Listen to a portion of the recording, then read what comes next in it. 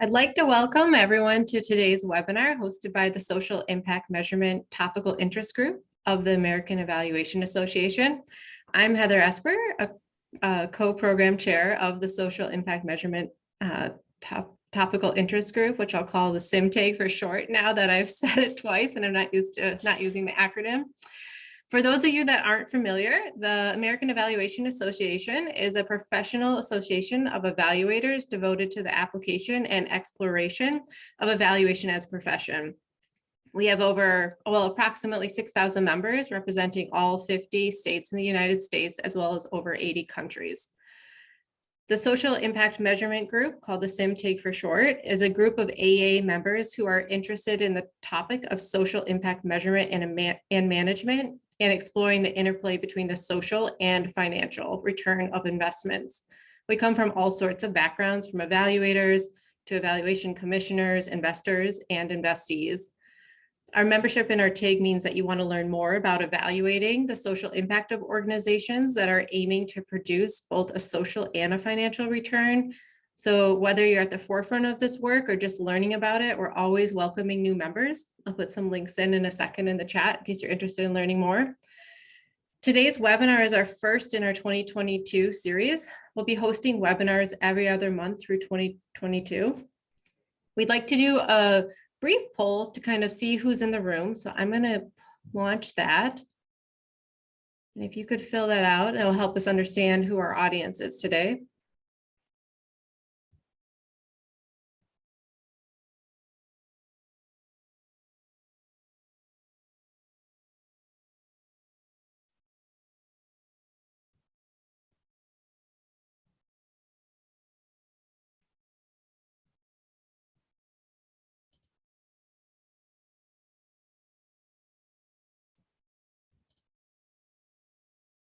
All right, I'm going to go ahead and end the poll because I don't want to take more time away from our speakers today.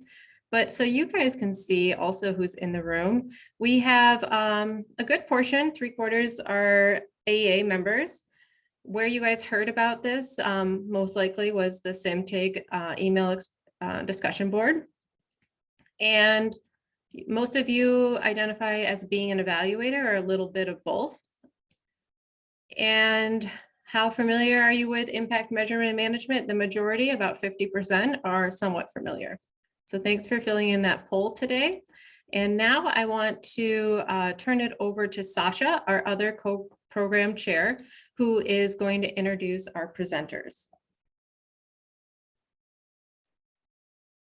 Sorry, too many things popping up. There's some people being admitted and the poll being up. Hopefully you guys saw some of that poll. Thanks so much, Heather. So my name is Sasha Zieva, and I work on impact measurement and management at Johnson & Johnson.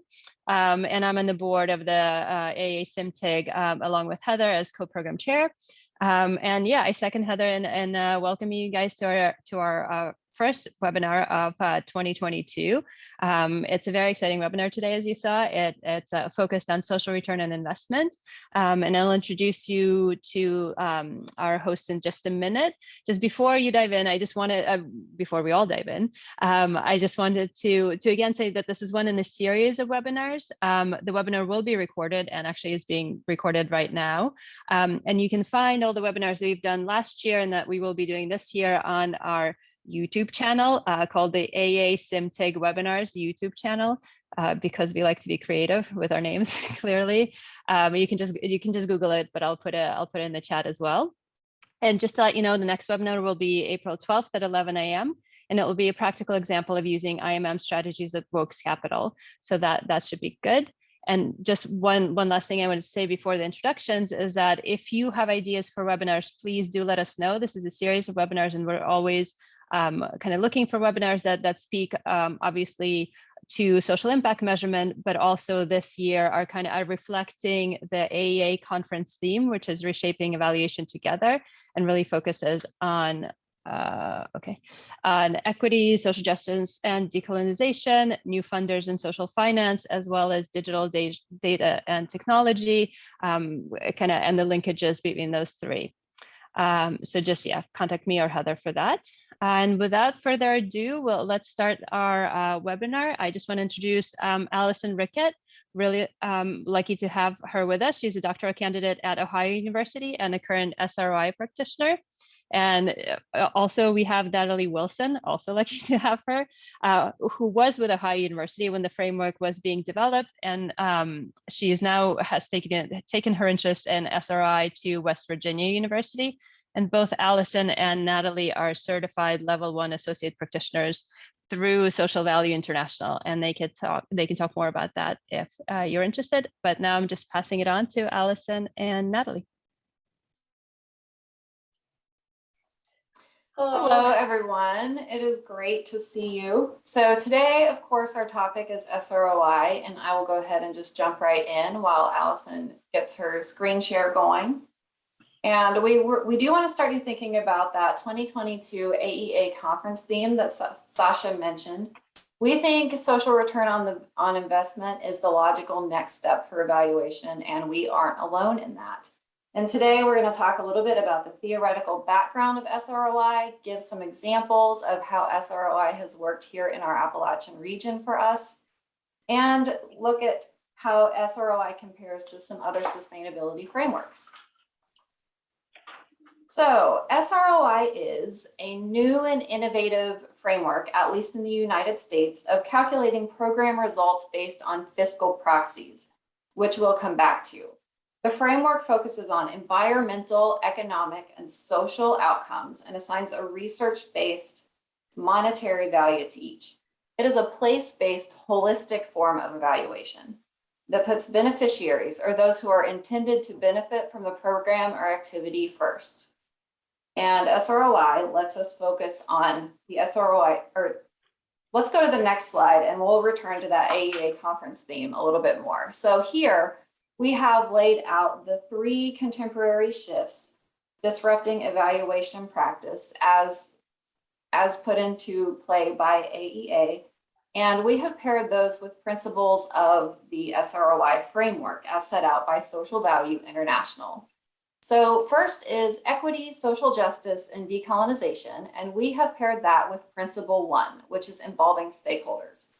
As I mentioned before, SROI puts the focus on those impacted by an activity first. So no longer can we only measure the economic benefits of extractive environmental practices or only measure the impact of programs on those who are able to access those programs.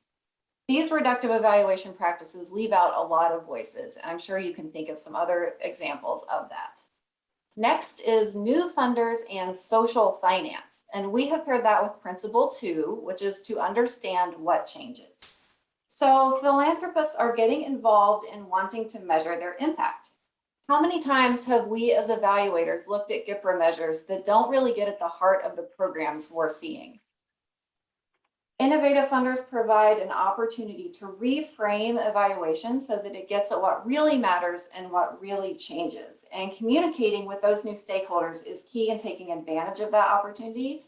And I think you'll see how SROI can help with that.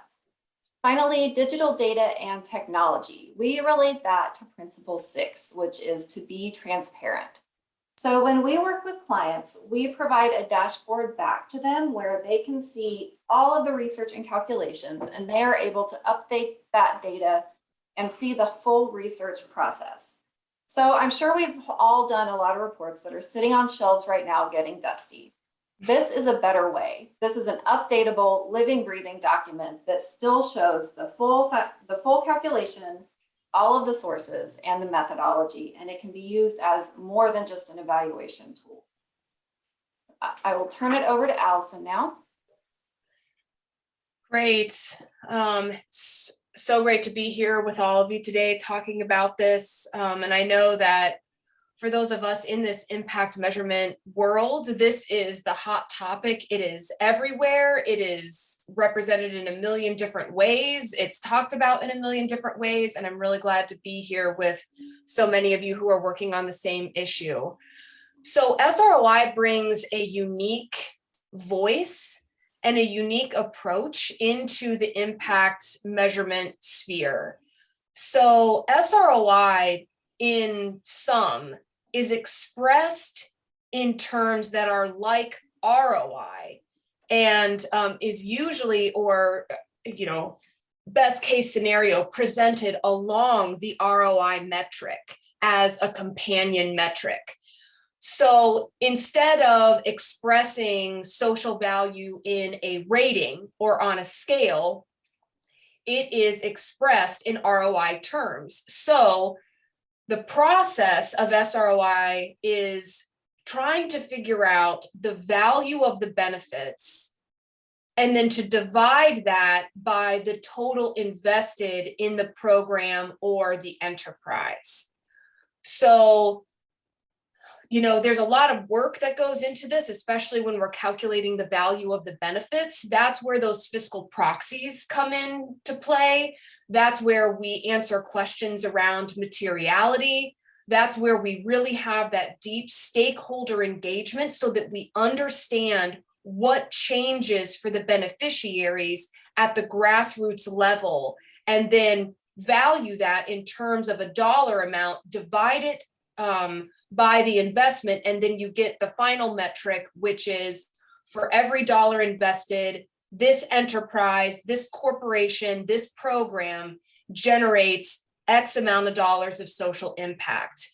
And so, in Social Value International, the best practice is to never report this measure by itself, because as we'll talk about a little bit later, there is a lot of boundary setting. There is a lot of, calculation that goes into this, and it can be a little misleading to just throw up this metric and have nothing else, next to it, or no explanation of the process. But this is the big, sexy thing that everyone loves about SROI, is this metric, because it is expressing the benefits.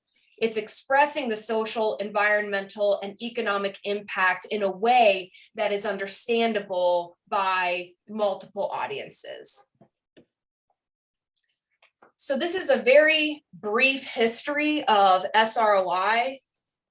Basically, this question got started in the early 2000s with the Roberts Enterprise Development Fund, and they were kind of on the vanguard of solving the outputs versus outcomes problem, and then expressing that in a way that made sense. So after it got started over here, and Calvert Social Investment Foundation also took this up in the impact investing world, it crossed the pond where Social Value UK and Social Value International really developed it, and published the guide, Guide to Social Return on Investment, which is available on Social Value International's website. And then it's just been, kind of since 2013 that we've really seen an acceleration of impact measurement, but particularly of SROI as it's been codified into policy in the UK. So while all this is going on in the UK, over at Ohio University, we got a grant from the Appalachian Regional Commission to start developing our social enterprise ecosystem. And we had, sort of some visionaries in our area that were really keyed into the impact investing boom in, the early 2000s. And we have a really progressive rural community here that is extremely place-based. And they really wanted to create this ecosystem where we were developing social enterprises, companies that had profit and social aims as part of their operating procedures. And then they wanted to prepare those companies for local venture investment. So we have, some angel groups in our areas. We have really forward-thinking philanthropy foundations that wanted to start to move in this impact investing world. And of course, as we're all dealing with right now, they run up against, well, how do we measure the impact, the social impact of these enterprises? So in 2015, with support from the Appalachian Regional Commission, they did a survey of kind of all the existing frameworks out there and settled on SROI as, you know, the best practice, the best one, the one that would work best in our rural ecosystem. So we developed a toolkit at that point. We did some regional analysis, and then, you know, Natalie and I, along with the rest of our team, were trained in 2020 and 2021, and we just have like really expanded our service area and our approach. So what you're looking at here is the SROI Framework Principles, and these are as developed by Social Value International. So just as Natalie said, the foundational framework is this involving stakeholders. That's principle number one. It undergirds everything else that we do in the SROI process. So Social Value International doesn't prescribe a methodology necessarily for SROI. It leaves that up to the individual researcher and proportionality. So it's very utilization focused in terms of evaluation, but for us, in the way that we conduct it, we use a process of qualitative research and then quantitative research when it comes to, you know, only including what is material and not overclaiming, and verifying the results. So it's very, if we're looking at it in terms of academic study, this is mixed methods. So I think I wanted to talk about here also the fact that we use when we're articulating outcomes, that process of involving the stakeholders, we use ripple effects mapping as a first step in articulating outcomes with mixed stakeholder groups, and we found that to be a really engaging way to involve stakeholders, articulate those outcomes, and then you know, to also have that that deep engagement at the very beginning of the process. So of course, a key concept for practitioners of SROI is social value. As evaluators, I'm sure we've probably all seen the value in projects that we've not been able to measure or communicate as clearly as pure economic benefits. So not only is it more satisfying to communicate those values, but it's really a better picture of the program.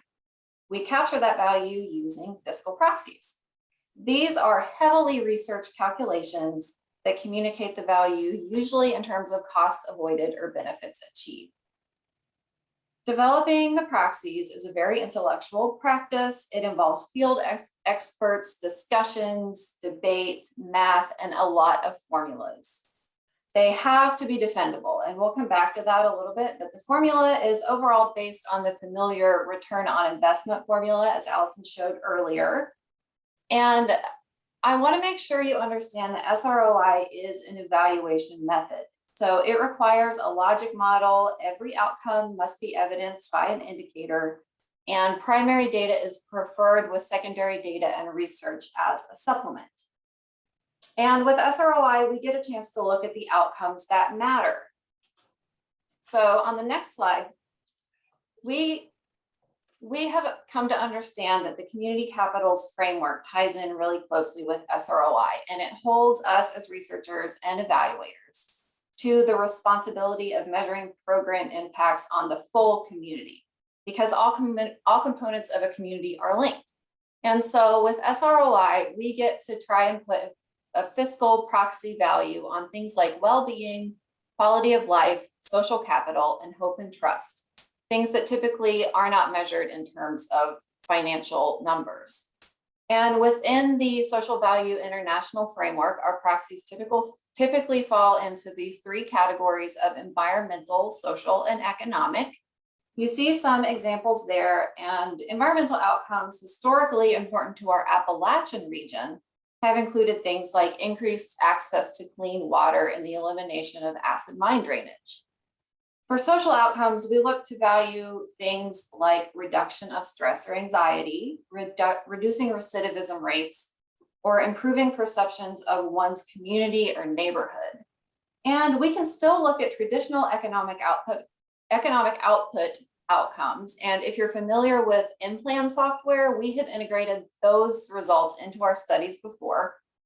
But think of the impact of including other economic outcomes, like the true value of the local economy, financial literacy, or even reduced commute time for workers. And on the next slide, we'll get a little bit more into these proxies. I dropped this handout into the chat a little bit earlier. So what is a proxy? It is the result of the analysis of each indicator of the study, and it's the final result of that study. So it's that big, sexy one number that everyone wants to see at the end of the study.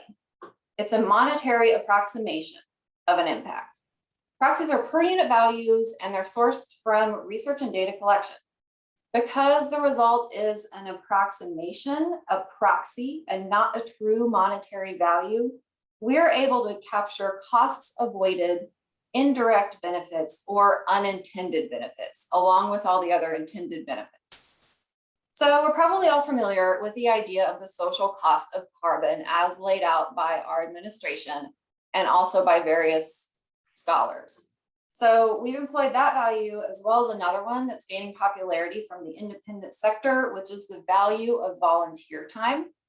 That is updated every year or every other year, and it is calculated by state, and it considers the value of volunteering to the individual, to the organization, and to the community.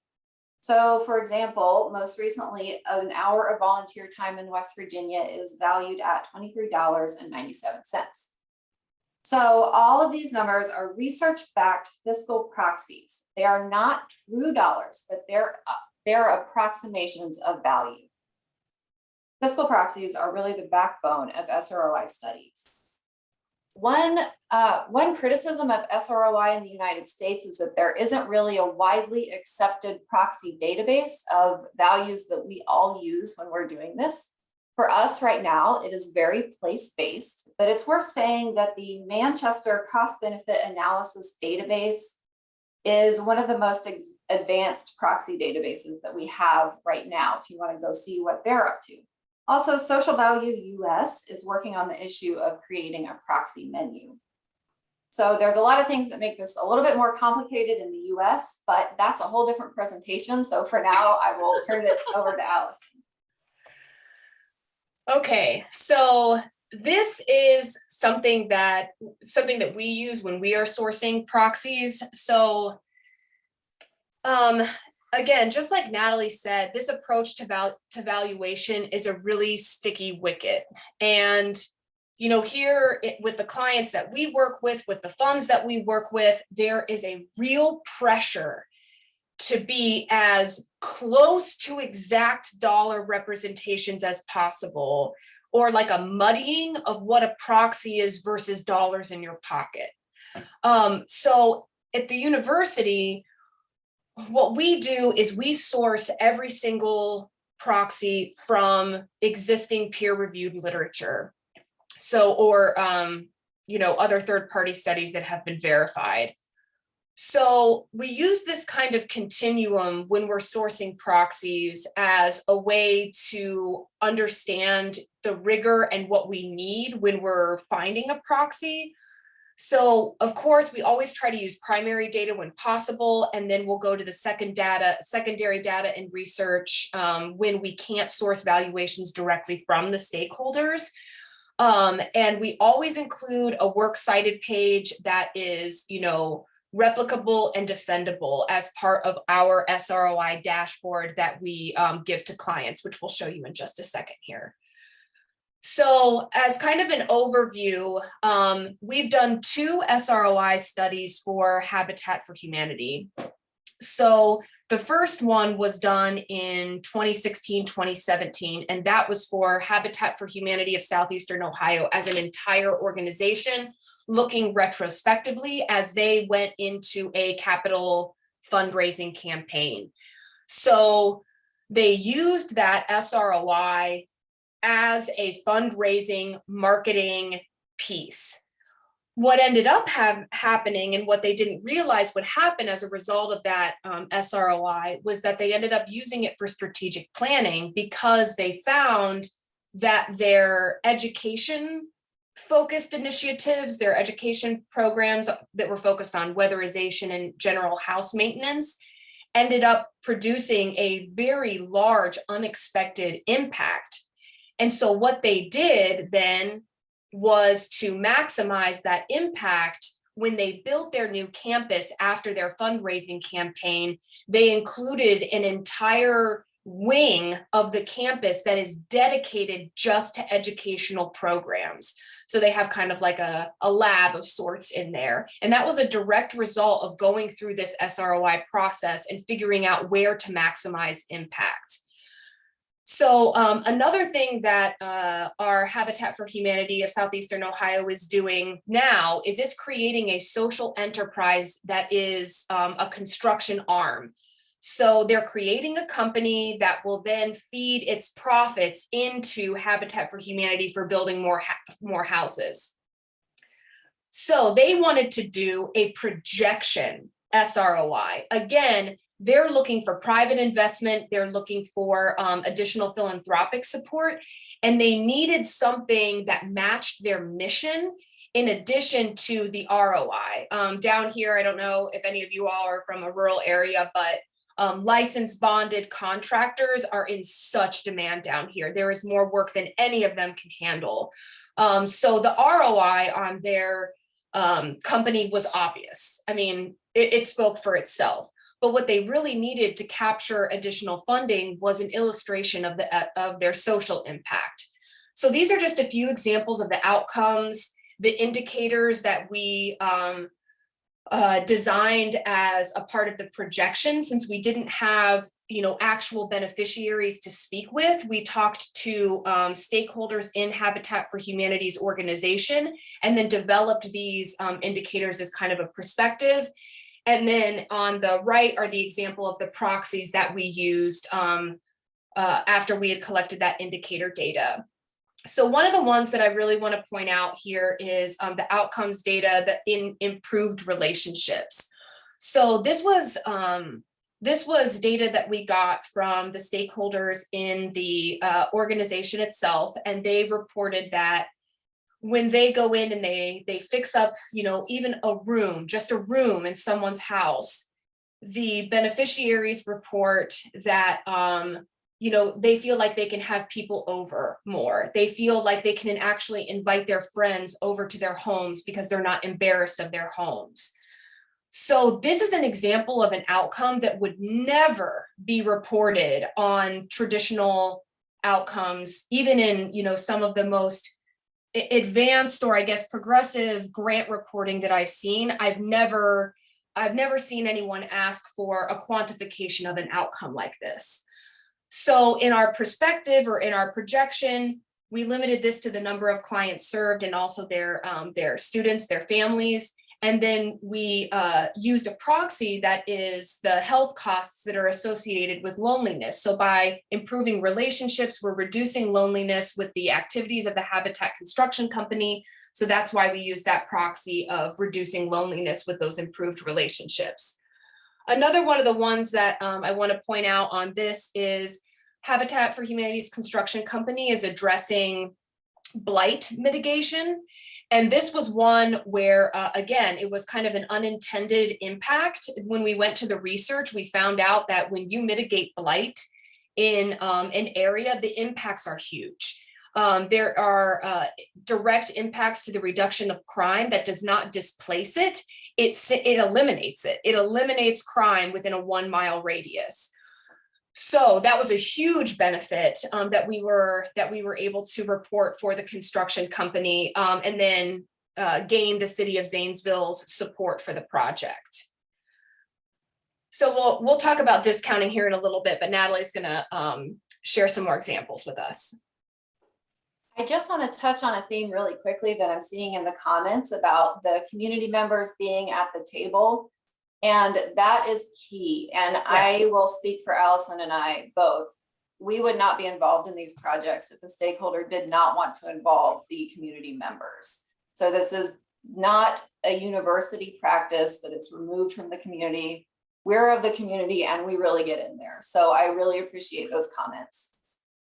This is a little bit more in the weeds, and it is an example of proxies from an internship program. This is a foundation, and they fund an internship program with the goal of reducing brain drain to their service region, which is West Virginia and a few Appalachian Ohio counties. First, we wanted to measure the value to the host sites of increased organizational capacity. So we asked the host sites with a survey if their capacity increased beyond the hosting period. And then the research we related to that primary data was the amount of money an organization needed to invest to see one standard deviation increase in organizational capacity knowledge around planning. The second line there is the total economic impact of graduates staying in West Virginia for 1 year. We'll get into that one a little bit more later, but this is a really good example of tailoring the research to the place in which you're working. This was actually a study out of West Virginia University. The last one there is the value of alumni being able to negotiate a better salary. We all know that's huge. So we looked at the alumni survey and those responding that their internship has or will made it easier for them to negotiate better pay. We used one source estimating the impact on salaries of negotiating skills, and we paired that one with another one to hone the salary information to numbers in the state of West Virginia. So we are always careful to be really conservative in these estimates, and we try to make them as place-based as possible. And now we're going to switch over to show you an actual dashboard, this one that we've been looking at the example from. First, I want to mention that this dashboard matches in theme to the marketing material already in use by that organization. We make it look like theirs, not ours. And we try to not make this look like a spreadsheet. You've probably figured this out, but not everyone is thrilled about Excel. So the dashboard, so at the top, front and center, you see that SROI number. So 3121, front and center. And then there is just a brief description of what this is. And then the 3 value categories with the values for all 11 fiscal proxies are right there divided by that line, those colored lines. And all of that at the top calculates by itself. You don't have to change this once the dashboard is set up. If you scroll down a little bit more, this is where the sponsor inputs all of the program costs. So where it says program inputs, those are all of the costs to this program. And then further down are the results from the 2 surveys. So there is an annual host and alumni or student survey. And this is where the sponsors can input the results of those surveys each year. And the data entry on this needs to be really simple, even if it involves a little more calculation on the back end. We spend a lot of time with our sponsors explaining to them how to articulate each one of these proxies and how to enter this data so that they'll come up with the correct result. So to illustrate the utility of this, I would like for us to delete those responses on pay negotiation and see how it changes the final value. So right now, the SROI value is $31.21. But if we delete the proxy of pay negotiation skills and scroll back up, we can see that that changes to $29.25. So not a huge difference, but it is something. This is also a good sensitivity analysis that you should do with each proxy to make sure nothing is carrying too much weight. And you can see how this dashboard can really easily be used as an evaluative tool, but also as a tool for planning.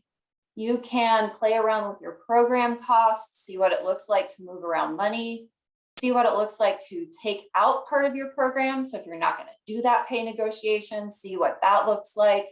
This can be a really strong planning tool. And if we click over to the calculations tab, you can see where all the magic happens, so to speak. So we've still got those 3 divides for the categories. And over on the right, that sort of table, that is all from the dashboard. So that is just pulled over from the dashboard once it's complete. You don't have to mess with that. It's just so that we can use these values instead of having kind of messier formulas. And in orange, those are the final values. In gray shaded cells are research. We want to highlight those so that we can tell the sponsors that they can change that if newer or better research becomes available. And let's scroll down to the second to last one there.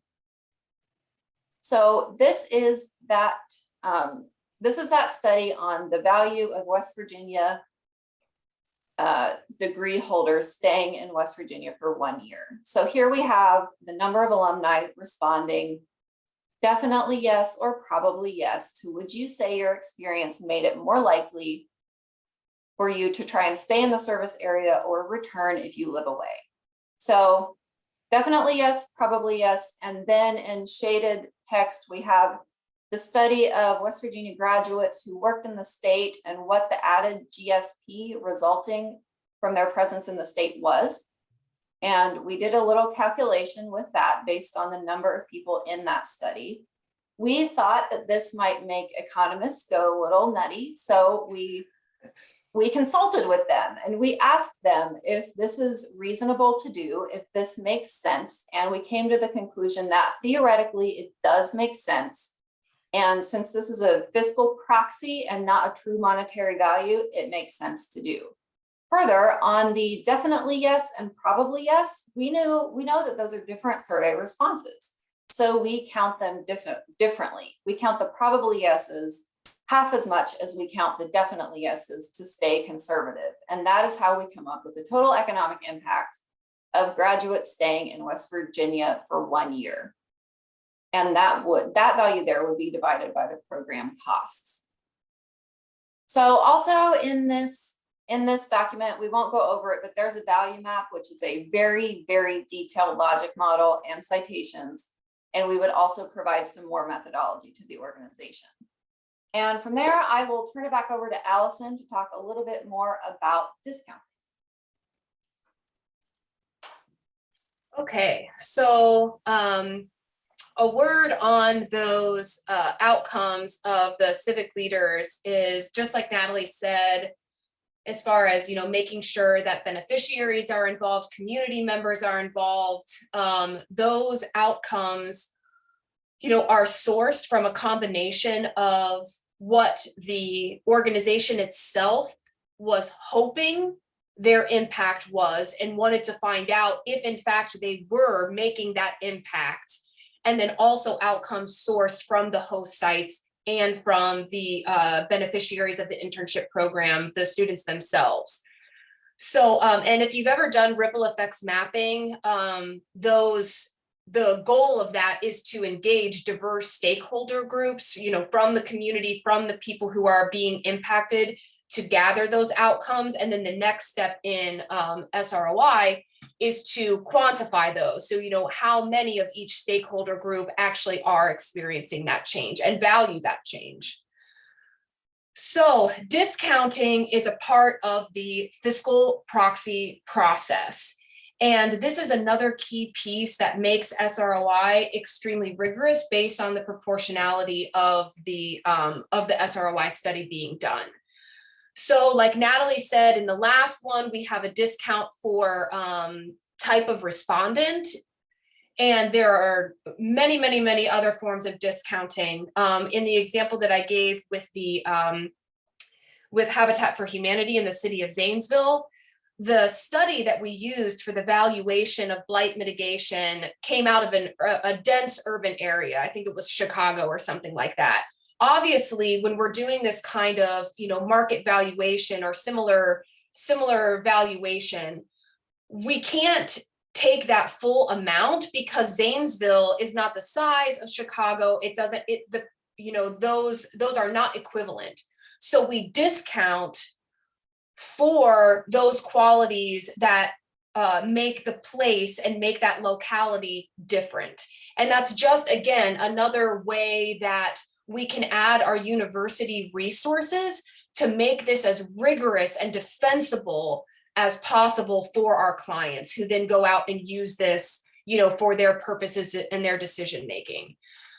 So a couple of these you'd be familiar with, of course, if you also are engaged in CBA. SROI comes out of some CBA practices, so this will look very, very familiar to you. So drop off, as time goes on, the change becomes less potent in many cases, so that's accounted for. Dead weight. This counterfactual is done in a multitude of ways depending on the study, but this is, what would have happened anyway, who else might be contributing to this change, and then we discount for that. Displacement is one that we always want to keep an eye on. Again, in the case of the blight mitigation, that study showed very clearly that the crime was not displaced to another location. It was in fact eliminated. And then attribution, who else could be contributing to this change that we know of in this larger systems view. So this is the marketing piece that the civic leaders created off of the SROI work that we did with them. So they took this as, this is the intern's journey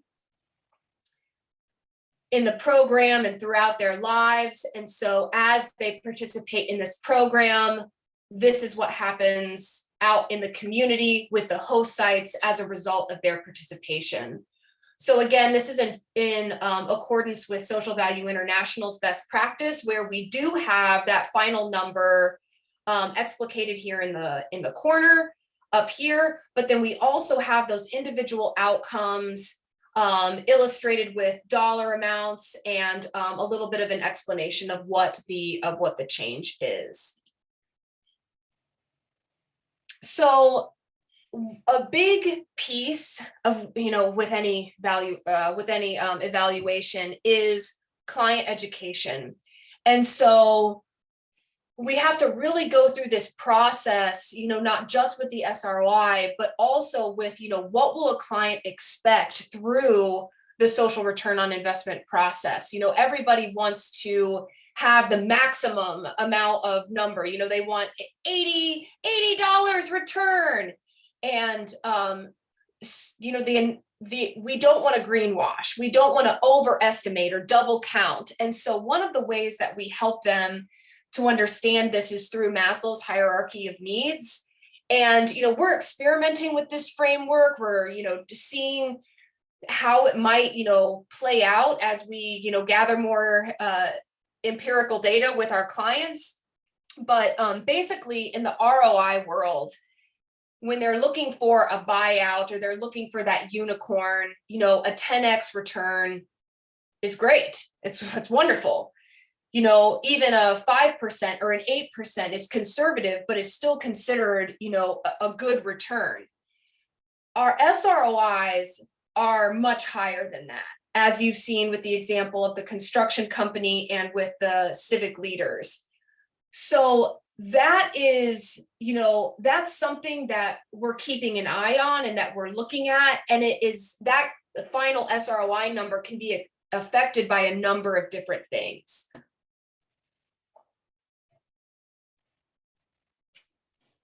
So the number of fiscal proxies will have an impact on your SROI value. The more, the higher the value usually. That will also have an impact on the amount of time it takes the research team to do this, which will impact the cost of the study, obviously. So cost and scale also have an impact. You want to include the full cost of your program. It is okay if that program is expensive. A lot of times it's very expensive to cause real change. But it is the research team's job to take that cost and look for those outcomes that matter. Similar services provided, this is what Allison covered in discounting. If an entity local to yours is providing the same service, then you can't take credit for the full change. Wraparound service provisions, we talk about that a lot in West Virginia. If your organization provides wraparound services and you can measure those, your impact is likely going to go up, but it can become a big task. So you're going to need a lot of data, a lot of organizational information and a lot of time to do it. So what is most important is to be sure that you are using the accurate program cost and really clearly communicate what it is that you're measuring. And finally, my favorite has been environmental impact. So unless you are one of those extractive industries, if you have an environmental impact, it's going to increase your SROI value. And you want to ask about this, even if it's not within the mission of the organization. This has been really neat because we have found these in so many organizations that do not have an environmental mission, and it kind of gives them a new little marketing opportunity. So that is one thing to always look for. Okay, so the last couple of slides all have to do with situating SROI in this larger conversation, both academic and out there in the impact investing market. So there are a absolute plethora of other sustainability frameworks right now. And the biggest criticism of impact measurement, as I'm sure you're all familiar with, is the fact that there's no agreement. There's no agreed upon standards. There's no agreed upon valuations, and everybody is speaking a different language and talking sort of about the same thing, but we can't agree on what we're doing. So we've got acronym overload. We've got GRI, the Global Reporting Initiative, which is standards for reporting, standards for indicators, also PRI, Principles for Responsible Investment. Again, those kind of like standards and principles for investment. Same thing with the SASB, the Sustainable Accountability Standards Board. Lots of these, standards for this, standard for reporting and frameworks. Then we have our frameworks like ESG, the GIIR, IRIS or IRIS, Impact Reporting and Investing Standards that were developed by the GIIN, the global, it's just like out of control.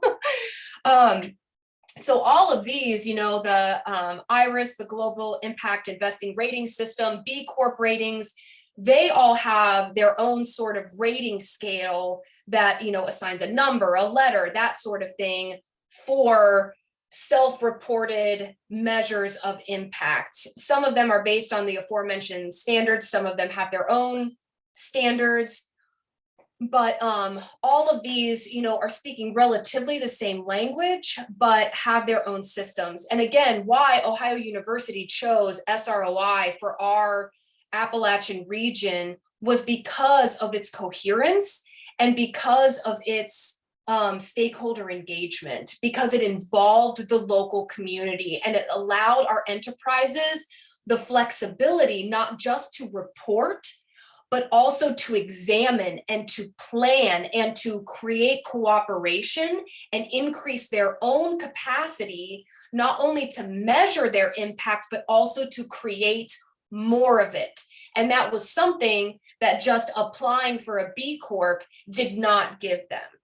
A lot of our smaller enterprises don't have, existing metric collection frameworks. And so we help them to develop that, to engage with their stakeholders, to be in a position to report on these metrics. So that's something to consider, when we've got firms for ESG measures that, they completely price out our small upstarts here in the Appalachian region.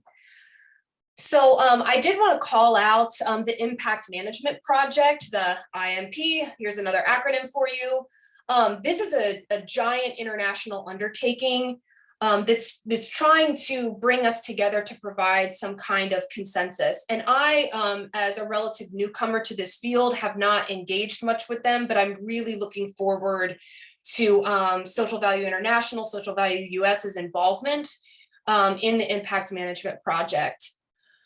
So what you're looking at here, of course, are the UN Sustainable Development Goals. And as much as we can in our SROI analysis, we like to try to bring in these other frameworks and to align them. So for example, ESG's, the governance part is pulled into the social impact.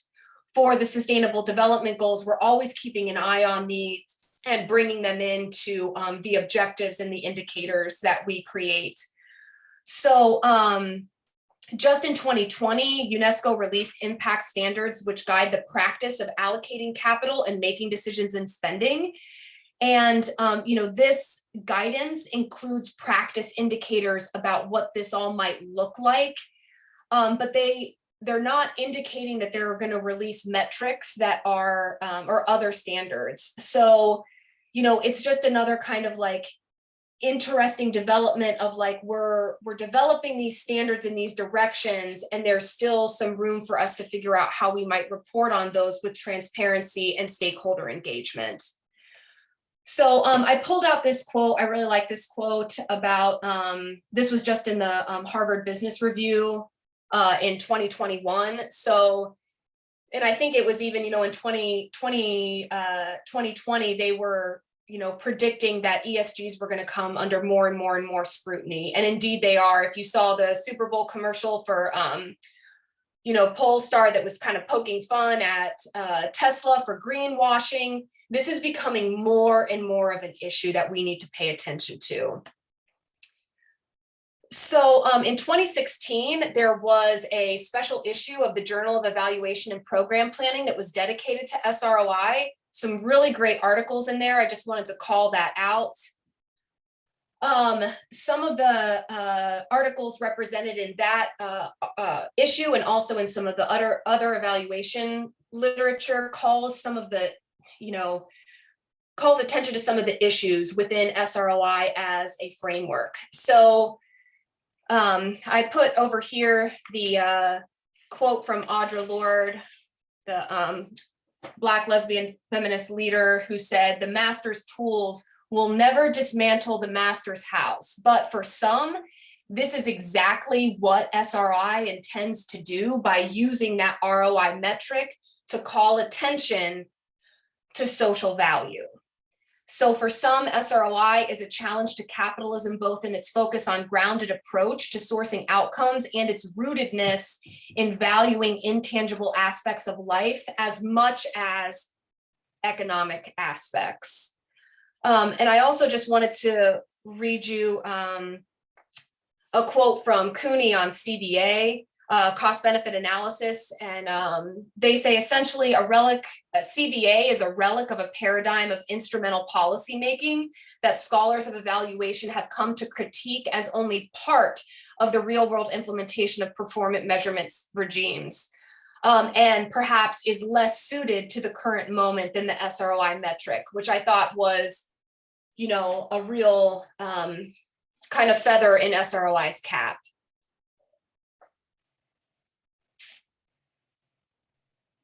So to expand just a little bit more on how SROI is a challenge to capitalism, there's not enough time for me to fully get into this as much as I love to, but I think we have to ask ourselves, who is criticizing these methods, this triple bottom line methodology, all of these methodologies, impact accounting, transparency accounting, and what do we have to lose if no one tries to measure anything beyond the financial value?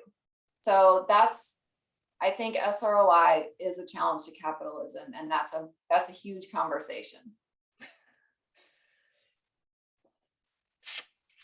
So lastly, we have here some advice from one of our clients who have done an SROI work with us.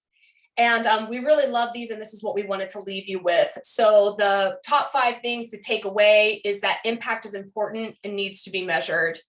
SROI should not be the only tool. We talk a lot about how, SROI is a quantification, but the stories need to be presented alongside. We're trying to have the anecdotes of ripple effects and also quantify them. And SROI should absolutely be used as a strategic planning tool.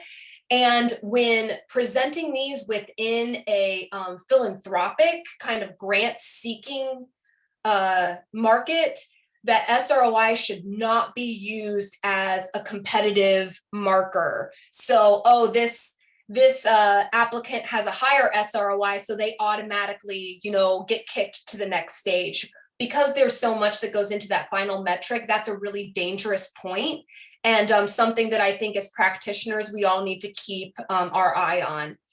And then, again, used within that community capitals framework, we can look at systems from a larger perspective to understand where we might be over allocating and where we might be under allocating. So it really is a systems approach to understanding, community viable ecosystems. And I apologize that I didn't leave quite enough time for questions, but I think that's all we have for you all today. Thank you so much. Allison, in case you missed it, Brian Yates is on the call. Pretty neat. I saw that. I got really nervous. Thank you for your work, Brian.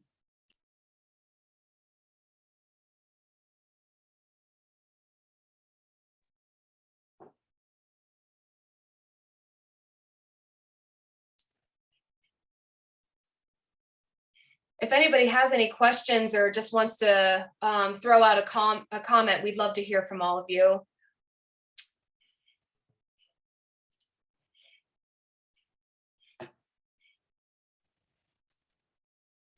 And in lieu of that, or maybe while you're thinking, I do want to mention that the Ohio University Voinovich Academy this summer is going to be offering a short intensive course on SROI, and we are hoping to have professionals in the field such as yourselves come with an organization or representing an organization to walk through completing an SROI analysis with our team.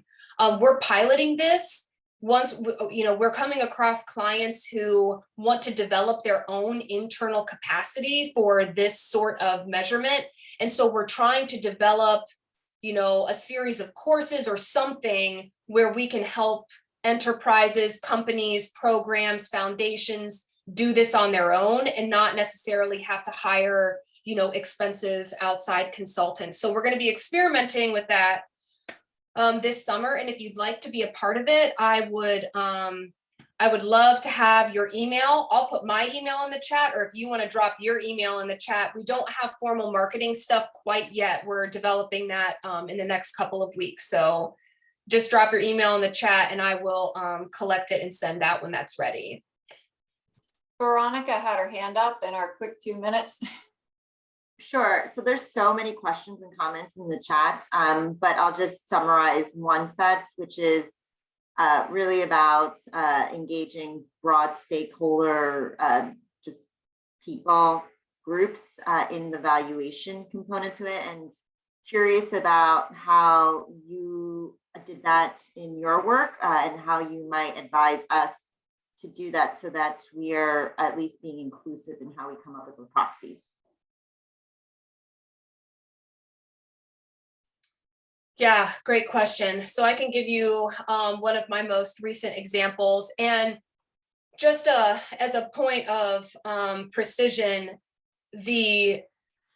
okay, sorry, too many thoughts. I have to start over. Okay, so in sourcing the outcomes, when we use ripple effects mapping, we do a combination of having the client, the company to invite people to it's essentially a focus group. So this last one that we did with Building Bridges to Careers, and they are a, education innovation group, but they work with students, parents, community organizations, businesses, government organizations. They're a learning ecosystem. They work with everyone. And so we said to their board, you need to invite people to participate in this with an eye on maximum variation sampling. But we say it in friendly words. So, we say it has to be inclusive. And so then they send us, the list, and we invite people as well. And then, so that's the first, sourcing the outcomes. And then when we do the quantification, the survey, it goes out to everyone who has ever participated in a program. So that's those types of ways that we engage in that, and we purposefully call out, diverse representation in that. So that's how we've kind of tackled that so far, and it's just that constant intention, and and follow through. I don't know if anyone else wants to say anything about that or share your experience.